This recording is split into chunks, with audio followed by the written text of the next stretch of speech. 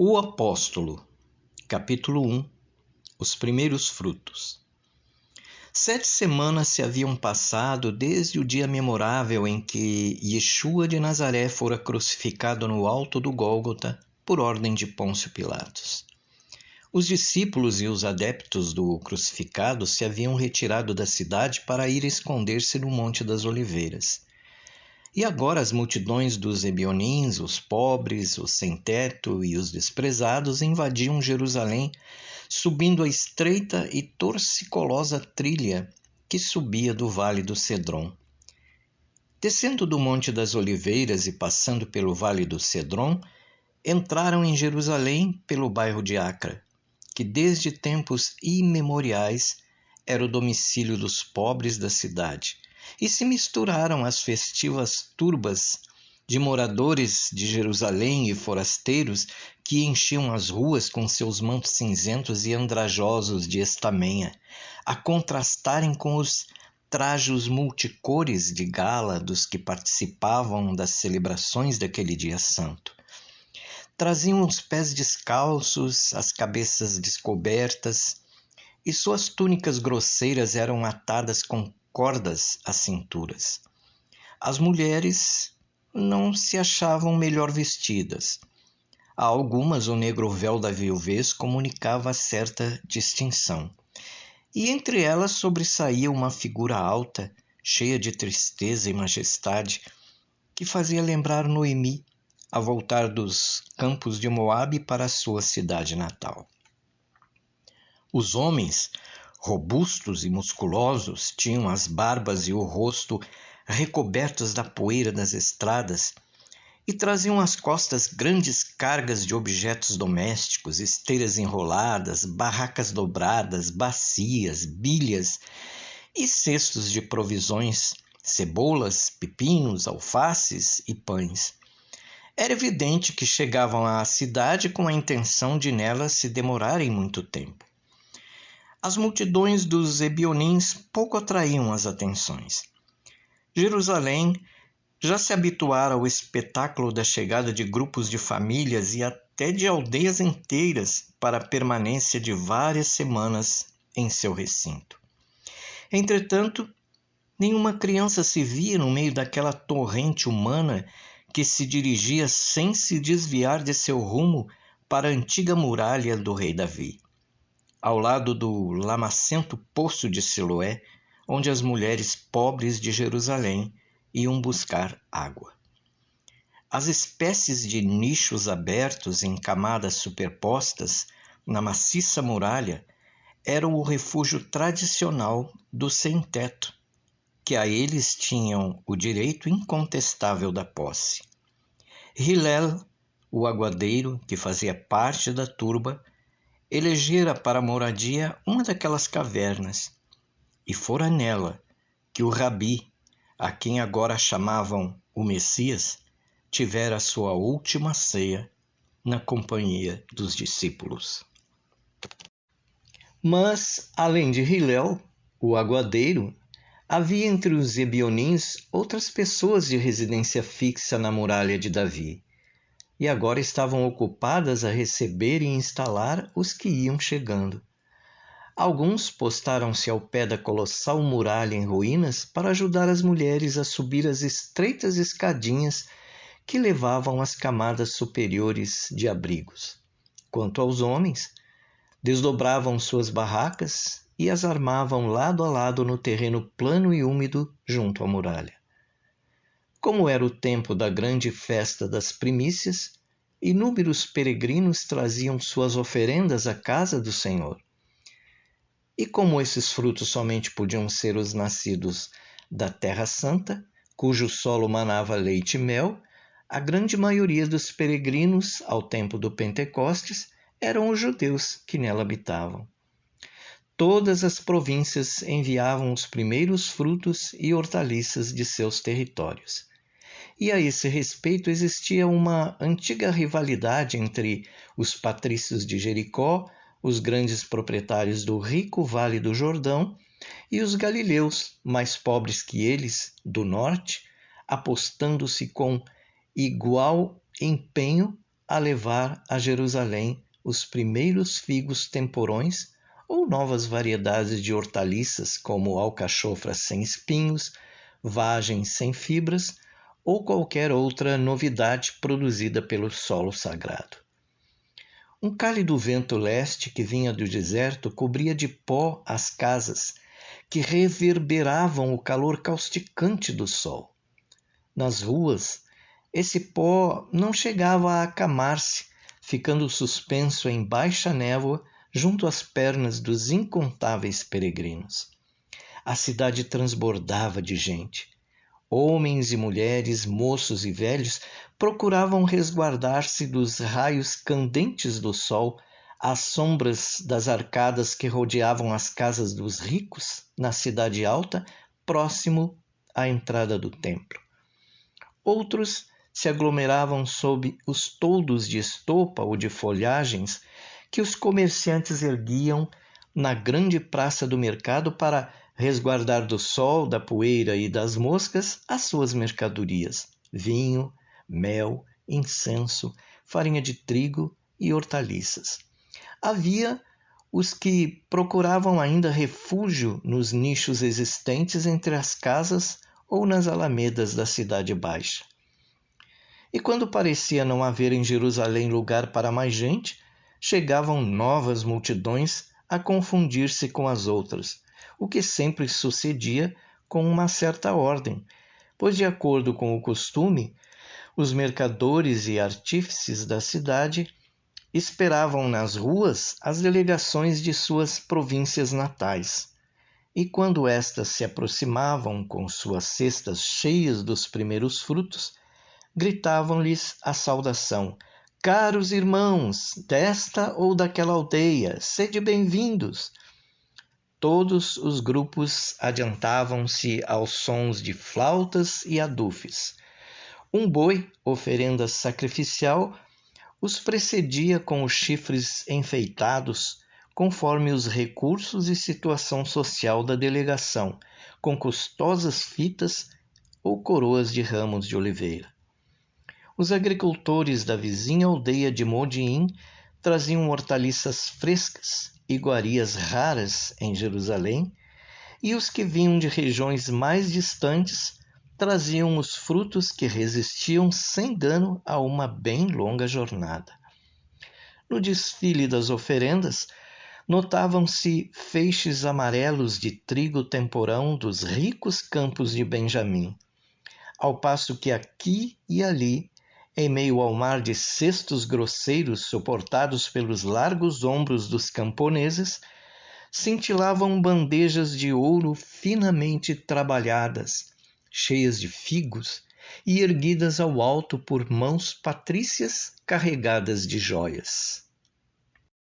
O segundo dia da apresentação das primícias foi o da festa de Pentecostes, a mais alegre de todas as festas judaicas, pois comemorava a entrega da Tábua dos 10 Mandamentos pelo Senhor a Moisés no Monte Sinai.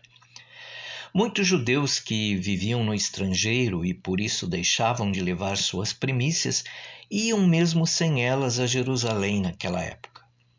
O recinto sagrado ficava repleto de romeiros de todos os cantos da diáspora, que iam participar das brilhantes cerimônias, prostrar-se com os rostos no pó dos pátios do templo, ao ouvirem os levitas tocar as trombetas de prata, cantando-se ao mesmo tempo versículos dos salmos.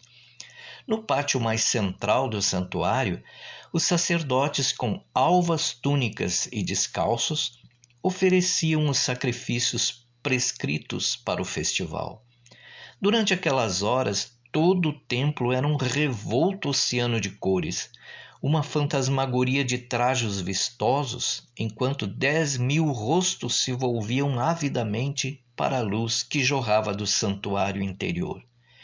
Viam-se judeus da Babilônia com largos mantos presos à altura dos pescoços, judeus da Cilícia e de Cirene com capas de pelo de cabra, judeus de remotas regiões da Ásia, homens de semblantes tão requeimados que eram quase pretos e cujos corpos eram tão magros, tão esqueléticos, que parecia que as ardentes areias do deserto lhes havia consumido toda a carne. Judeus da Pérsia e da Média, com longas barbas onduladas e densos cabelos pretos escorridos, judeus pobres das províncias árabes, possuindo uma única vestidura, um lençol branco, e até judeus de Roma, sustentando altivamente as togas de sua cidade de adoção. Naquele dia de Pentecostes, 7 semanas depois da crucificação no Gólgota, vários homens se conservavam no canto de um pátio do templo, constituindo-se o alvo da curiosidade de uma turba de peregrinos. Não atraíam a atenção pelo aspecto, pois seus trajes e maneiras eram os dos galileus, figuras familiares em Jerusalém. Usavam mantos de estamenha, sob os quais revelavam os ângulos ósseos de seus membros magros, e tinham negra cabeleira crespa, barbas emaranhadas e olhos faiscantes. A causa da atenção era aquilo que contavam e seu modo de contar. Uma história maravilhosa e inacreditável, realçada por uma gesticulação febril, como se primeiro narrassem com as mãos antes de a referirem com os lábios. O principal daqueles homens era de idade madura e aparentemente ainda não se habituara com o peso de seus anos de vida, dando a impressão de que esses anos não haviam caído sobre ele um a um, lentamente, e sim de maneira inesperada e instantânea. Sua fisionomia grave, onde os trabalhos e as tribulações deixaram fundos sulcos, incutia em todos os presentes a convicção de que ele era sincero e verdadeiro. E a voz, mais de que o aspecto, gerava essa convicção, pois, embora soasse baixo, era repassada de veemência. Seus ouvintes, que na maioria tinham o grego como língua-mãe, dificilmente lhe compreendiam a linguagem, misto de aramaico e hebreu. Mas a intensidade de sua convicção e seu desejo de comunicar as novas que trazia não só atraíam a atenção, como tornavam compreensível a significação de suas palavras. O que ele narrava era uma coisa inacreditável. Ele dizia que Yeshua, o qual Pôncio Pilatos mandara crucificar na última Páscoa, era nem mais nem menos o prometido Messias, e que depois de crucificado, ressurgira dos mortos e se mostrara a seus adeptos e discípulos no Monte das Oliveiras, onde eles se haviam escondido após sua morte, para não serem arrebatados pela tempestade. E o narrador prosseguia, assombrando os ouvintes e juntando a seu testemunho a corroboração das Escrituras Sagradas, citando versículos dos Salmos e do livro do profeta Isaías, que prediziam que o Messias haveria de sofrer entre os homens e que Deus faria a salvação de Israel sair dos flancos do rei Davi. Aquele homem, precisamente aquele homem que Pôncio Pilatos crucificara, era o Messias que todos esperavam. Fora o primeiro a ressurgir dos mortos, mostrara-se em carne a seus discípulos, sentara-se com eles para, em sua companhia, partir o pão e beber o vinho, ordenara-lhes que levassem a boa nova aos filhos de Israel e a todos os outros povos, inclusive os samaritanos, até os confins do mundo. Mandara que a todos dissessem que, antes de se passarem muitos dias, ele, o Messias, desceria do céu à terra para que nesta o reino do céu principiasse. E determinara-lhes ainda que fossem a Jerusalém, o que em verdade fizeram, para anunciar aquelas novas ao povo de Israel. O narrador acrescentou que um dos discípulos não acreditara que o desconhecido que lhes aparecera em carne fosse o homem que Pôncio Pilatos mandara crucificar, e que o fato sucedera da seguinte forma: Achavam-se os discípulos reunidos num sótão, onde partiam o pão do modo que o rabi lhes ensinara, quando de repente viram no meio do seu grupo um estranho, a quem não reconheceram, e que lhes dirigiu a saudação judaica: Shalom Aleichem, paz seja convosco. Sua fisionomia era de quem passara pela morte, no entanto, era um homem vivo, e falava como qualquer de nós, e partiu o pão conosco. Assim, o discípulo incrédulo narrava o acontecido. Ele sentou-se entre nós e foi um dos nossos. Olhei-lhe as mãos e vi que tinham sido trespassadas por cravos. Existia sangue coagulado nas chagas que ainda não haviam sarado. E, como eu não acreditasse, ele tomou-me o dedo e o introduziu numa ferida para que eu o reconhecesse. E vi que era Yeshua de Nazaré, que fora crucificado por Pôncio Pilatos e ressurgira dos mortos como Messias e libertador do povo de Israel.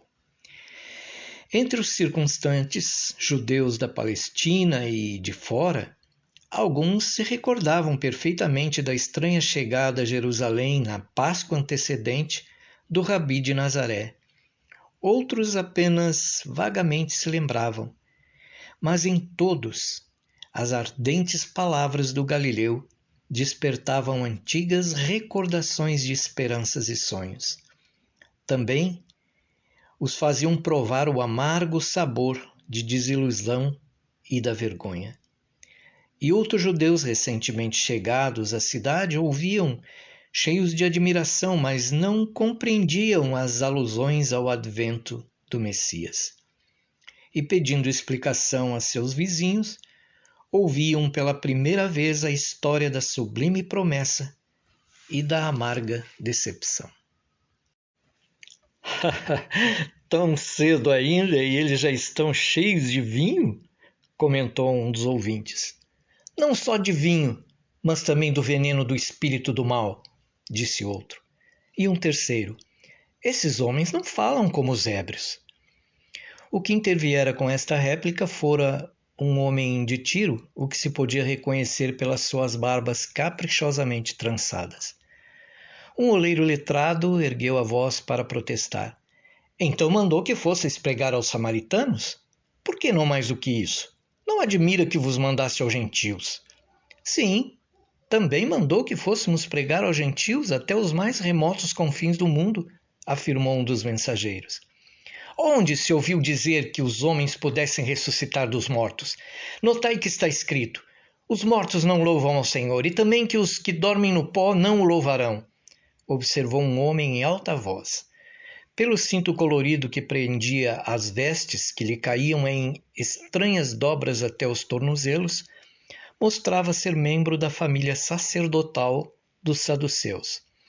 E passando elegantemente os dedos por entre os fios da barba, continuou. Esses homens deviam ser expulsos do pátio do templo, por estarem propalando essas loucuras. E voltando-se para seu vizinho, explicou-se melhor. A recompensa do bem é nesta vida, e a punição do mal igualmente. Não dê ouvidos a esses ignorantes galileus. Durante essa troca de opiniões, um moço que rompera rapidamente por entre a multidão foi ficar ao lado do saduceu, bem defronte dos homens da Galiléia. Ele encarou fixamente o que falara por último, com o seu único olho vidente, que parecia concentrar em si o poder dos dois olhos, pois o outro era quase fechado por uma pálpebra inerte que lhe cobria a pupila. Evidentemente, esse jovem ouvira tanto a pregação dos galileus como o comentário do saduceu, pois replicou desdenhoso. Não é pelo fato de crerem na ressurreição que esses homens devem ser expulsos do pátio do templo, pois somente vós, saduceus, a negais. Que significação teria nossa miserável vida nesse mundo se não houvesse a esperança de uma vida melhor no outro? Tem sido essa a lição de nossos sábios.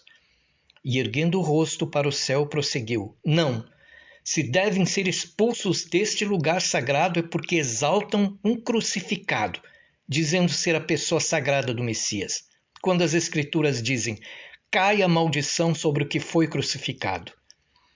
Voltando-se para os que se achavam perto do saduceu e do moço, o chefe dos galileus alçou os braços, exclamando: desta maneira se cumpriram as palavras de todos os profetas, pois afirmaram sem discrepância que o Messias deveria primeiro sofrer entre os homens. Ouvi estas palavras de um deles: erramos como ovelhas tresmalhadas, que se dirigem cada qual para seu próprio rumo, e Deus pôs sobre ele os pecados de todos nós. Foi oprimido e torturado e nada disse. Parecia uma ovelha levada ao matadouro, e assim como a ovelha silencia ante o tosqueador, também ele não abriu a sua boca. Como podem proferir as palavras dos profetas às bocas desses homens? Eu conheço esses galileus, exclamou um ouvinte em tom de estranheza. Pois aquele não é o pescador de Cafarnaum, que foi um dos companheiros do Rabi crucificado? Vede como está neles o Espírito de Deus, pois falam como os doutos, apesar de não terem recebido instrução. Judeus! Exclamou o jovem exaltadamente. Esses homens são blasfemadores. Não ouvistes que deram o nome do ungido de Deus ao homem que foi crucificado? Mais coisas ele diria se nesse momento não sentisse que lhe tocavam no cotovelo. Outro jovem, evidentemente seu companheiro, abrira também caminho, mais lentamente, por entre a multidão.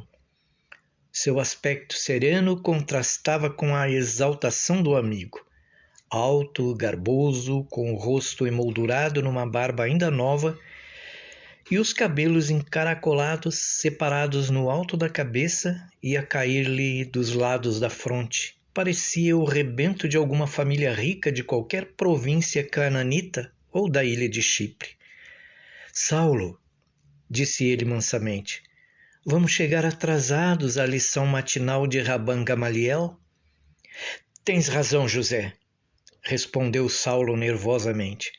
As babuzeiras desses galileus poderiam fazer-nos perder a lição do nosso rabi. E de modo abrupto, porque chegara, foi rompendo o caminho para sair da multidão. Os dois jovens que partiram apressados do pátio para se dirigirem à arcada onde o ilustre Rabban Gamaliel ia pela manhã dissertar a propósito daquela festa, não pertenciam à comunidade dos judeus não palestinianos de Jerusalém. Saulo, o mais velho e mais baixo, que era todo movimento e agitação, como se em suas artérias corresse azogue em vez de sangue, vinha da célebre cidade de Tarso, da Cilícia. De acordo com o costume dos judeus piedosos da diáspora, seu pai o mandara para Jerusalém a fim de sentar-se ao pé dos grandes rabis, para aprender os preceitos da Torá e os caminhos da piedade.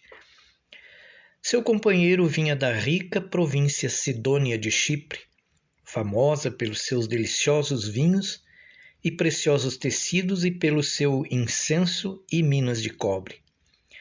Descendente de família levítica, também o pai o mandara para Jerusalém aprender o serviço dos levitas, tomar parte das cerimônias do templo, como cantar os louvores a Deus nos 15 degraus do santuário, quando os sacerdotes traziam as oferendas. Em novo ato de piedade, o pai lhe comprara um pedaço de terra na Palestina para não se sentir como um hóspede na Terra Santa e para poder reclamar os direitos e privilégios dos naturais da terra. Aqueles dois moços haviam passado os tenros anos da adolescência em pleno mundo gentil, mundo de pecado, devassidão e desesperança. E tendo-lhe visto o completo caos moral e a bestialidade desenfreada, apegavam-se à única esperança em meio à tempestade, que era o rochedo de Israel. Haviam compreendido e acreditavam no íntimo de seus corações que só existia uma salvação para os homens e era o Deus de Israel, cujo templo buscaram para se sentirem cheios do espírito de sabedoria que irradiava dos rabis, dos sábios e das palavras da Torá. E ambos se orgulhavam de ser discípulos do ilustre Rabban Gamaliel. Naqueles tempos surgira em Jerusalém um novo poder, lado a lado com a dinastia Hasmoniana Herodiana e com a hegemonia do sumo sacerdócio. E era o poder do povo concentrado nos chefes dos fariseus. Sendo o principal representante destes últimos, Gamaliel mantinha uma grande casa que era frequentada não só pelos rabis e discípulos, como também pelos homens de sabedoria secular e mundana, e pelos de riqueza e influência por se sentirem atraídos pelos fariseus como Nicodemos ben Gurion e o fantástico Ben Kalba Shebua. Também todos os fariseus do estrangeiro, dotados de suficiente influência e recurso, esforçavam-se para que seus filhos, que mandavam estudar em Jerusalém, fossem recebidos na casa do Nazi, príncipe ou mestre maioral dos fariseus. Figurar entre os discípulos de Gamaliel não era unicamente uma questão de orgulho, equivalia também a um grande passo avante para se seguir carreira. E além disso, significava a garantia de uma educação na melhor tradição do grande Hillel. Enquanto os dois jovens seguiam rapidamente em direção à arcada de Rabban Gamaliel, Saulo de Tarso continuava a argumentação que seu companheiro interrompera. Onde se viu um Messias crucificado, sepultado e ressuscitado dos mortos? Exclamou com veemência. Onde aprenderam tais coisas a não ser com os gentios? Seremos nós uns cananitas cujo Senhor ressuscitou dos mortos? Ou babilônios com o Bel-Marduk, morto e depois tornado à vida? Já vi bastante, mais do que bastante, de tais abominações na cidade em que nasci. Esse é o estilo dos gentios. E querem plantar tais abominações no horto de Israel. Precisamos arrancá-las pelas raízes. Mas, Saulo, como podes comparar essas crenças com o que os homens da Galileia andam pregando? Esses homens baseiam-se em nossos profetas, não negam nosso Deus nem se desviam das normas israelitas. Pelo contrário, exortam os homens a que se arrependam, preparando-se para o grande dia que está por vir. Não te admiras de se aplicarem tão bem as palavras de Isaías à morte desse Messias? Também nós não cremos na ressurreição?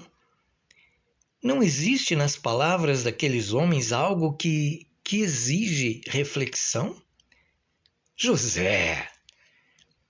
O mais velho dos moços fez seu companheiro estacar e fixou-lhe um olhar agudo ao mesmo tempo em que seus lábios se cerravam de modo pouco promissor. E a José de Chipre parecia que o próprio olho cego, semicerrado de Saulo, o fitava com a mesma percussiência, a devassar-lhe os íntimos pensamentos. Após uma breve pausa, os dois amigos prosseguiram em seu caminho. Ser a esperança de Israel o Messias ungido? Um homem crucificado? Prorrompeu então Saulo. Ser esse sentenciado que deverá vir nas nuvens escoltado pelas legiões celestiais? Aquele que ceifará as nações do mundo atirando-as num feixe a seus pés? Aquele de quem disse o rei Davi, em breve tempo transformarei as nações do mundo num escabelo para teus pés? O que Deus destinou para o luzeiro dos povos? O eleito de Deus que com ele estava antes da criação do mundo? O Messias, esse homem que deixou que os gentios o prendessem e matassem como uma ovelha, sem chamarem em seu socorro as hostes celestiais? Mas não ouviste aquele homem citar o profeta Isaías, Saulo? Ele será como a ovelha levada ao matadouro? E pelos pecados do meu povo foi açoitado e sepultado junto com os maus? não foi por ter praticado o mal que o puniram, e sim porque livremente tomou sobre si as nossas culpas. Sobrecarregou-se com as nossas misérias e foi torturado pelo mal que nós fizemos. Então queres dizer que... inquiriu o moço de Tarso, detendo-se outra vez um momento para fitar severamente o amigo. Quanto a mim, não quero dizer coisa alguma a não ser que as palavras dos galileus me fizeram pensar muita coisa em que dantes não havia cogitado. Os dois não trocaram mais palavra no resto do caminho. Em pouco chegaram à arcada da Basílica de Herodes, onde Rabban Gamaliel ia falar naquela manhã. O saliente assento de pedra para o mestre ficava na curva da parede. Os discípulos mais velhos sentavam-se a seus pés em bancos baixos, ao passo que os de menos idade se postavam atrás deles, de pé em semicírculo. Todos olhavam atentos o seu mestre. Rabban Gamaliel era franzino de corpo e adiantado em anos, mas de aparência majestosa. Tinha a cabeça coberta, conforme o uso dos doutores, por uma espécie de turbante branco, do qual caía um véu sobre as espáduas. O rosto enrugado era de expressão austera, e uma longa barba branca descia-lhe quase que até a cintura. O tema que escolhera para aquela manhã de dia festivo não tratava da lei ou das minúcias da observância religiosa, e sim das regras de conduta, dos princípios das relações humanas, de que eram férteis as lições dos antigos rabis e que foram concatenados na doutrina encenada por seu ilustre avô, o venerável Hillel. A essas regras e princípios, Rabban Gamaliel acrescentava comentários e observações pessoais. Ao se juntarem às filas dos ouvintes, os dois jovens recém-chegados o ouviram discorrer. Escolhe para ti um rabi, um mestre que te afaste dos caminhos da dúvida. O homem só tem um inimigo, que é a sua falta de certeza, e por isso erra perdido na floresta de sua própria alma. Se tens alguma dúvida, procura um mestre e pede-lhe que a solucione. Não persistas a pagar dízimos com medidas duvidosas. Não alimentes a constante incerteza de estares cumprindo o teu dever, pois Deus vê claro os nossos pensamentos mais secretos. Ele deseja que tenhas boa intenção. Se a intenção for pura, tudo será puro, pois Deus deseja ver o bem no coração do homem. Se tiveres presente no espírito que existe um ser que vê os teus pensamentos e perante o qual terás de prestar contas, jamais sentirás dúvida. O temor de Deus te conservará no caminho verdadeiro. Procura um rabi para teu mestre e coloca-te sob sua autoridade. Saulo e José meditaram sobre esses aforismos, aplicando-os, cada qual a seu modo, aos incidentes daquele dia. E quando voltaram para o tumultuoso pátio do templo, seus corações se sentiam agitados por uma nova inquietação. Que belas foram hoje as palavras do nosso rabi, comentou José. O homem precisa de um guia, do respeito à autoridade, de um fio a que se apegar para que não seja uma ovelha tresmalhada. Não só o homem isolado, retorquiu Saulo de Tarso. O mundo inteiro se deve submeter ao mando e guia da autoridade. Chegando ao pátio exterior, onde haviam pela manhã encontrado os galileus a fazerem sua pregação, viram que eles se haviam retirado, mas não a multidão que fora o seu auditório. Pequenos grupos de judeus palestinianos e de outras nações estavam a discutir os estranhos fatos que lhes foram contados, com gesticulações animadas e numa babel de idiomas.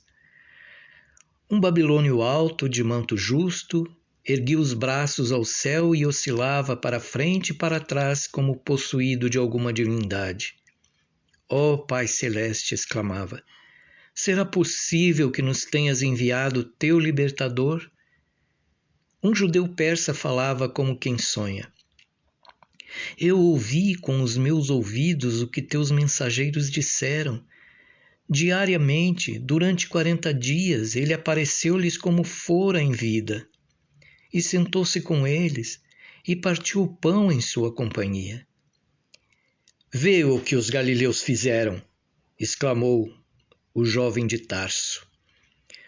O coração de Jerusalém ansiando pelo Salvador é como o pano embebido em óleo que é aceso na cerimônia das abluções. Que sucederá se uma fagulha cair nesse coração assim disposto? Se cair, replicou José, já caiu, pois não ouves o que essa gente está dizendo?